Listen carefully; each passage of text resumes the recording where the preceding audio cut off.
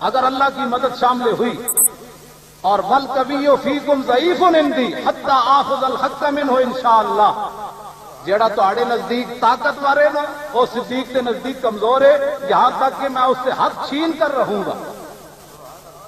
مولانا نیازی اے پڑھنے تو بعد نا پھر شعر پڑھ دے ہوندے مولانا دستار خان نیازی فرماندے سن، ضعیف اگر نظر پڑے رسول کا جمال بن، اور ظالم اگر آئے نظر کارے ذوالجلال بن، خدا کے آگے سر جھکا کہ سرکشوں کا سر جھکے، قضا ستم گروں کی ہو ستم زدوں کی ڈھال بن۔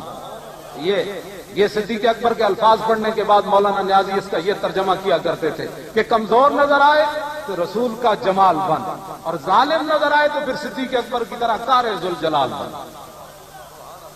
اور آگے آپ نے کیا فرمایا، لا یدع قوم الجہاد فی سبیل اللہ الا خذلهم اللہ بالذل، فرمایا جو قوم جہاد فی سبیل اللہ چھوڑ دے گی اللہ اس کو ذلیل کر دے گا۔ ولا تشیع الفاحشۃ فی قوم الا عمهم اللہ بالبلاء، فرمایا جس قوم میں بے حیائی پھیل جائے گی، کیبل عام ہو جائے گی، بے حیائی عام ہو جائے گی۔ کل تک وہ قوم جو کھیلتی تھی ننگی شمشیروں کے ساتھ، آج فلمیں دیکھتی ہے اپنی ہمشیروں کے ساتھ۔ یہ صدیق اکبر نے اپنے پہلے خطبے میں فرمایا جس قوم میں بے حیائی پھیل جائے گی، بس جناب وآخر دعوانا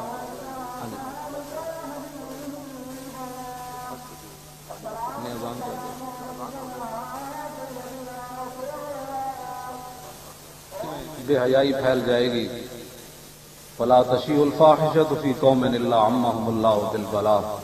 صدیق اکبر فرماتے ہیں جس قوم میں بے حیائی پھیل جائے گی اللہ تعالیٰ اس قوم پر مصیبتیں اور بلائیں نازل کر دے گا۔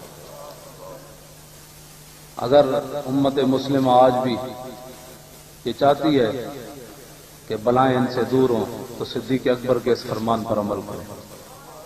میں ملک شام گیا تو وہاں خالد بن ولید کا مزار ہے حمص میں، تو وہاں علامہ نبہان ایک گزرے ہیں، ان کے مرید تھے شیخ محمود الحوت۔ وہ کہنے لگے 1971 کی جب جنگ ہوئی اسرائیل کی عربوں کی اور عربوں کو شکست ہوئی تو میرے پیر علامہ نبہان خالد بن ولید کی قبر پر گئے، انہوں نے مجھے خود سنایا۔ یہ صدیق اکبر نے جو فرمایا نا اس کی میں تشریح کرنے لگا ہوں۔ تو علامہ نبہان خالد بن ولید کی قبر پر گئے اور جا کر مراقبہ کیا۔ انہوں نے کہا حضور آپ تو سیف من سیوف اللہ ہیں، بڑی بڑی جنگوں میں آپ حاضر ہوئے اور آپ کے جسم پر ایک بالش جگہ بھی نہ بچی کہ جس پر تیر تلوار اور نیزے نہ لگے ہو۔ آپ یہ بتائیں کہ عربوں کو شکست کیوں ہوئی ہے اسرائیل کے مقابلے میں؟